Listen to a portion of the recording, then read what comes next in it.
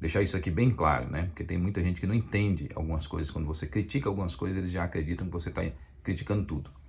E tem alguns criacionistas que acreditam que o ser Leviatã, mencionado na Bíblia, ele é de fato um dinossauro.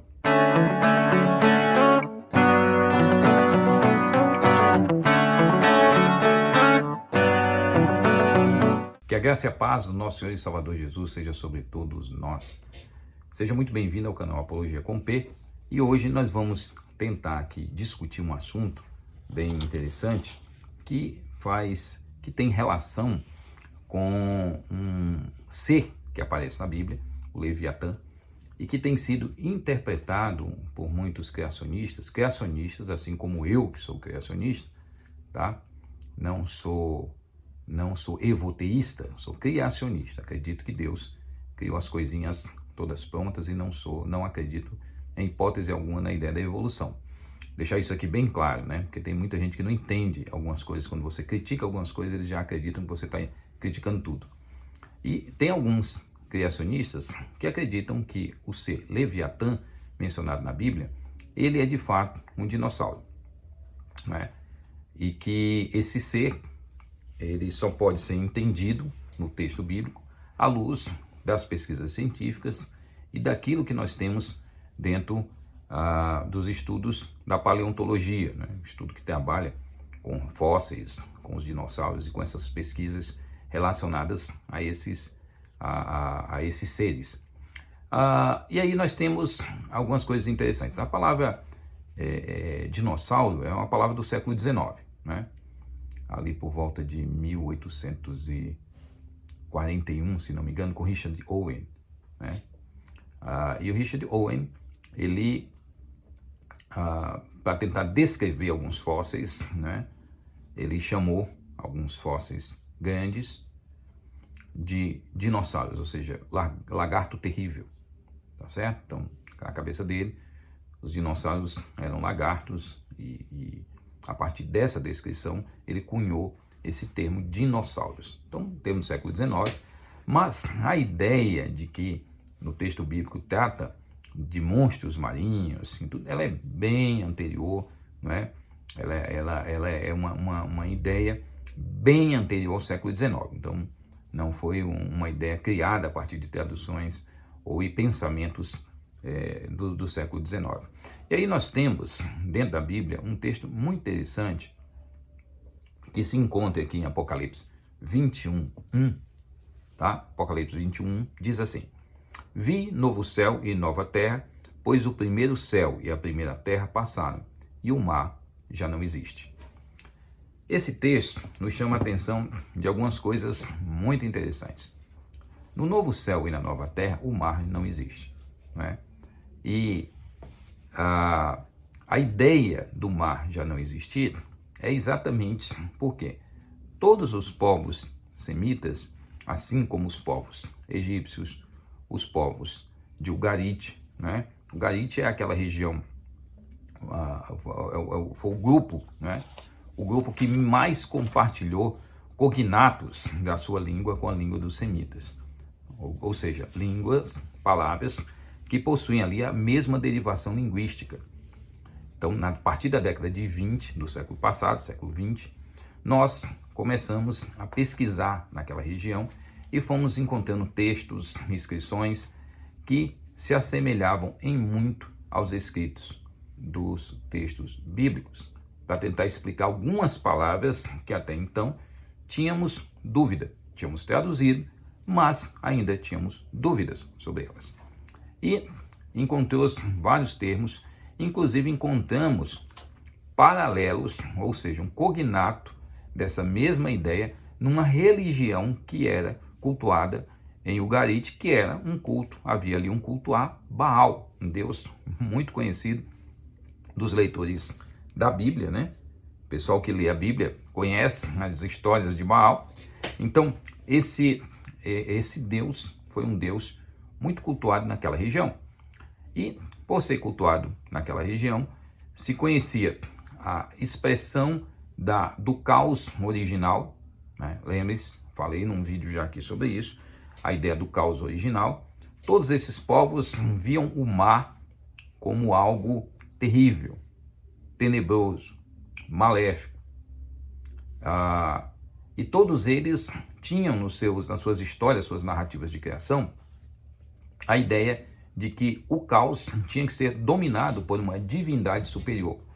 Que uma divindade superior, e no caso deles, qualquer uma das grandes divindades dentro do politeísmo que eles tinham, era a divindade que dominava o caos e, portanto, dava ordem ao mundo. Então isso foi feito lá no início, mas isso continuava, né, fazendo com que as águas do mar não cobrissem a terra. Então essas eram as ideias desses povos. E o Ugarit não era diferente, tá? E aí nós temos, na língua ugarítica, nós temos a ideia de Lotan, ou em inglês, Litano, né, que é a tradução para o inglês. Essa figura é o cognato do nosso Leviatã, que lá entre os babilônicos tinha lá a Tiamat e a batalha dele com Marduk, que era a divindade superior, né, que dominou o caos, que era retratado como um ser mítico, Tiamat. Aquele Tiamat lá que na década de 80 a gente assistia lá o Caverna do Dragão, aquela ideia do Tiamat, né? E nós temos também os egípcios, que tinham a ideia de uma serpente também, que simbolizava esse caos, tá certo? Chamada Apófis, que era dominada ali a divindade Ra, né? O deus Sol. Inclusive, retratava essa batalha todos os dias quando o sol se punha. Até o nascer do sol, era como se fosse uma batalha contínua dessa divindade. Obviamente, a Bíblia não traz essas ideias dessa forma. Nós vemos no caos originário, inicial, ali em Gênesis 1, mas nós não vemos Deus ali lutando contra o caos, um caos em poder e retribuindo de alguma forma bélica, né, o ataque de Deus. Você não tem isso, tá certo? Mas ele usa a mesma linguagem cosmogônica deles, ou seja, de origem do universo, a partir das ideias que eles possuíam na antiguidade, de como funcionavam as coisas, para lhes explicar ou demonstrar o seu poder. E aí nós temos, então, algumas coisas bem interessantes sobre isso. Eles acreditavam nessa personificação do caos. Para vocês terem ideia, a mesma palavra Ian, que é a palavra hebraica para Ma, essa mesma palavra, essa mesma terminologia, era usada também pelo deus cananeu Baal, que dominou o caos, o mar. Então, a língua de Ugarit se tornou a grande chave, né? Esse mar, ele era personificado, né, como um dragão, como a serpente, né, como o Lotan, como eles diziam, que é o Leviatã bíblico. Então, o que nós temos no texto bíblico é a discussão sobre forças, né, que aqueles povos temiam, a força do caos, a força do mar, com seu poder, lembrando que eles só faziam navegação que a gente chamou depois de cabotagem, não havia bússola, então a navegação desses povos era sempre costeira, né? Sempre tendo um referencial da costa, e depois, só com a criação da bússola pelos chineses, foi que conseguimos fazer navegações transcontinentais, né? Mas até então não havia isso. E aí eles olhavam o mar e tentavam explicar, através das suas ideias religiosas, das suas crenças, das suas cosmogonias, o que era aquilo. O ambiente bíblico o pensamento bíblico surge dentro desse mesmo ambiente cognitivo. Deus não ia chegar e dizer assim, pessoal, olha, não é assim, não. Ele pega porque para explicar tudo isso seria muito confuso numa mente que não entendia o universo por outros padrões que não fossem a luta do caos contra o cosmos, contra aquilo que é a organização. Então isso estava dentro da estrutura de pensamento deles e seria impossível comunicar alguma coisa se não fosse a partir dessas estruturas. Tá certo? É isso que nós temos que compreender. E aí nós temos, temos uma versão bem interessante da criação também no Salmo 74, tá? Salmo 74, deixa eu achar aqui o Salmo 74, que é um salmo, digamos, exílico. Então pense bem, o Salmo 74 foi escrito no exílio, os judeus estão no exílio, pedindo a Deus para que se manifeste, para que puna a Babilônia, para que mostre o seu poder, para que o nome dele não seja envergonhado. Parece até que eles eram inocentes, né? Mas olha o que ele diz aqui. Olha Deus, Salmo 74, 12 em diante. Olha, Deus, meu rei, é desde a antiguidade. Ele é quem opera, feito salvadores no meio da terra. Aí aqui uma parte do Salmo é uma exaltação a Deus, dizendo que Deus é quem opera coisas feitos salvadores, assim como eles querem ser salvos daquele momento. Tu, com o teu poder, dividistes o mar, o Ian, que era visto, inclusive na língua de Ugarit, e para todos esses povos, como uma força caótica, ameaçadora. Tá certo? Ele diz, com o teu poder dividistes o mar. Quando Deus divide o mar? É interessante que a maioria das Bíblias coloca essa interpretação desse versículo com a questão do êxodo, com a saída do povo de Israel do Egito. Não é isso. O texto não está tratando disso. O texto está tratando do início.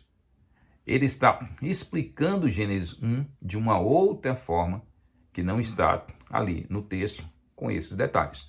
Ele diz, tu com o teu poder dividiste o mar, esmagaste sobre as águas a cabeça dos monstros marinhos. Né?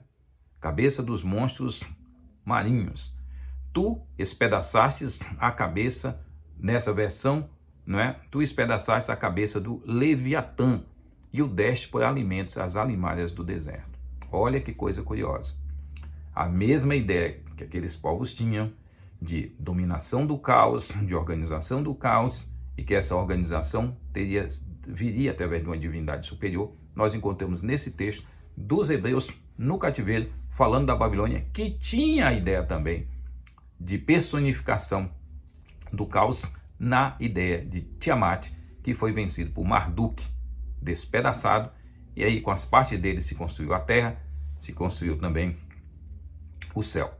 Então, olha que coisa interessante. E aí ele diz, tu abriste as fontes e ribeiros, secaste rios caudalosos, teu é o dia, tua também a noite, a luz e o sol, tu os formaste.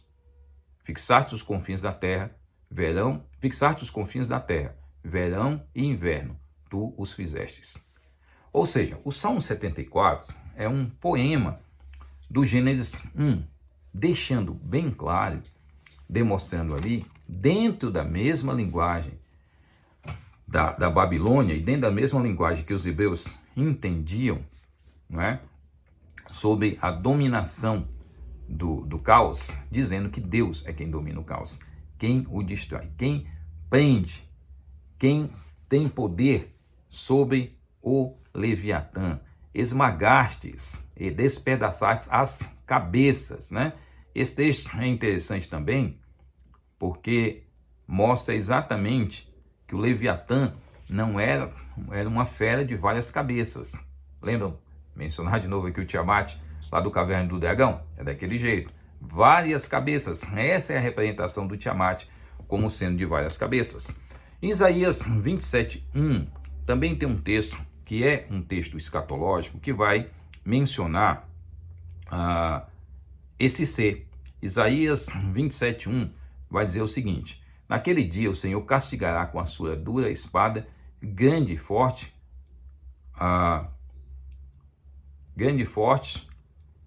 o Leviatã. Ele diz, serpente sinuosa, e matará o monstro que está no mar. Naquele dia dirá o Senhor, cantai a vinha deliciosa. Se você lê o Isaías 27, você perceberá que é um texto escatológico, um texto que está falando do futuro de Israel, daquilo que Deus fará aos hebreus, aquele povo. E aí lança por futuro a destruição desse dragão. Lembre-se que o dragão é retratado lá no livro de Apocalipse, dragão, uma antiga serpente, não é? Satanás. Todos esses povos entendem esse ser como sendo um ser mau, um ser que traz o mal, um ser que traz a destruição. E por isso ele precisa ser contido para que haja justiça, para que haja ordem e para que as coisas ocorram como devem ocorrer na natureza. Não adianta nós tentarmos colocar os nossos padrões de física do século XXI na cabeça para tentar entender os textos bíblicos ou as nossas ideias de cosmogonia.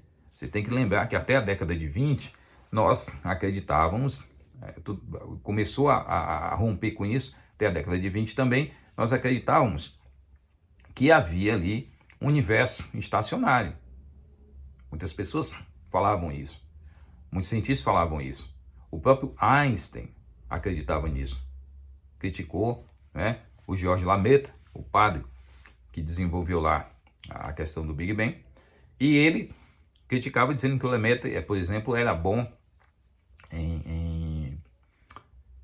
em matemática, mas ruim em física. Mas o Lamaitre que estava certo sobre a questão de que o universo se expande. Então nós não podemos esperar que o escritor bíblico tenha a mesma visão que nós temos hoje do mundo. Deus estava falando para aquele público de alto contexto, na linguagem que eles pudessem entender, tá certo? E aí nós temos um texto escatológico, dizendo que Deus destruirá essa grande serpente, o dragão, né? O dragão, serpente veloz, o mesmo personagem aqui, né? O Leviatã, aparece nesse texto. Então nós não temos ali uma ideia de que seja olha, o Leviatã é um dinossauro, um ser que está ali, né? E aí tem algumas razões para a gente pensar também sobre isso a partir desses textos. Primeiro, Salmo 74. Diz que Deus derrota o Leviatã no início da criação. Nós temos essa narrativa em Gênesis 1? Não dessa forma.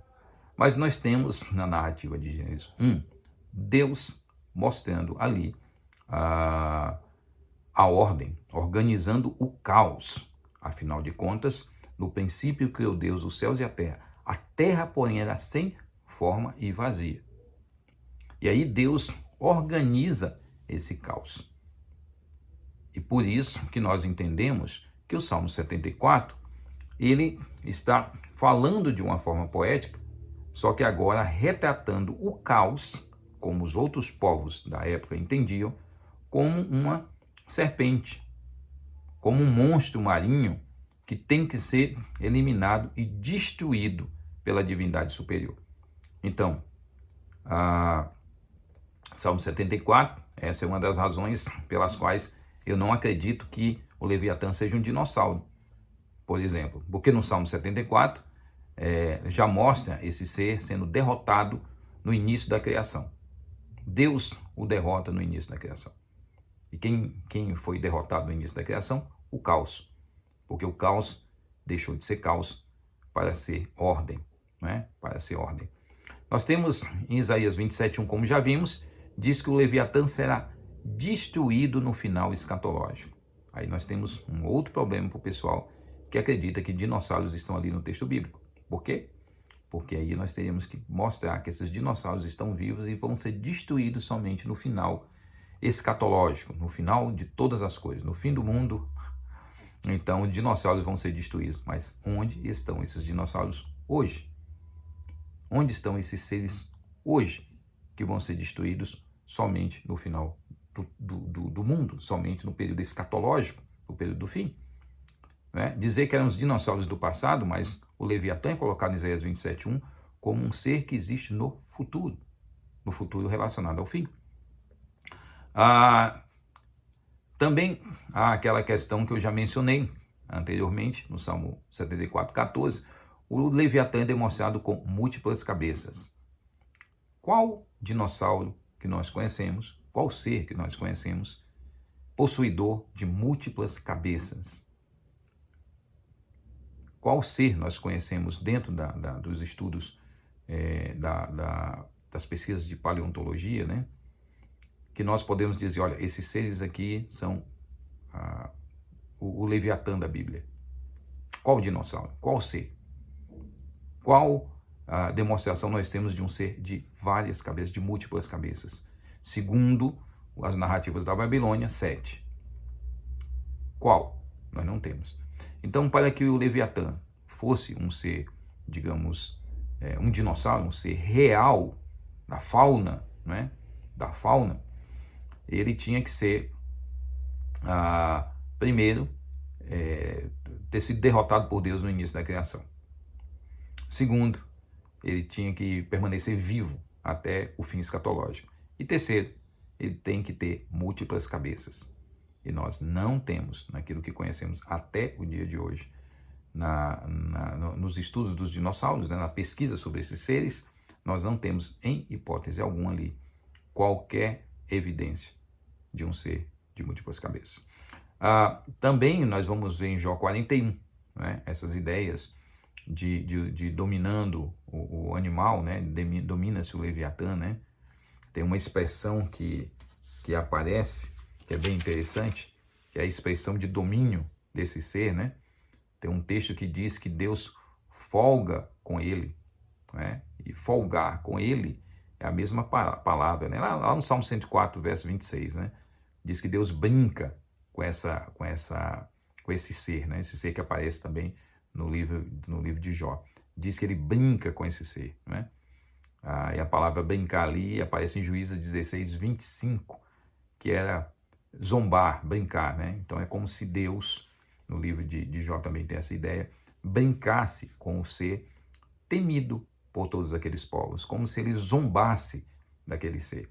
Então o que nós temos é simplesmente uma linguagem da época respondendo e mostrando o poder de Deus a esses povos, principalmente ao povo semita, o povo hebreu, que cria no Deus de Israel. Então a única coisa que Deus quer é apresentar a sua grandeza frente a todas as coisas que os domina, entre os quais os poderes da natureza.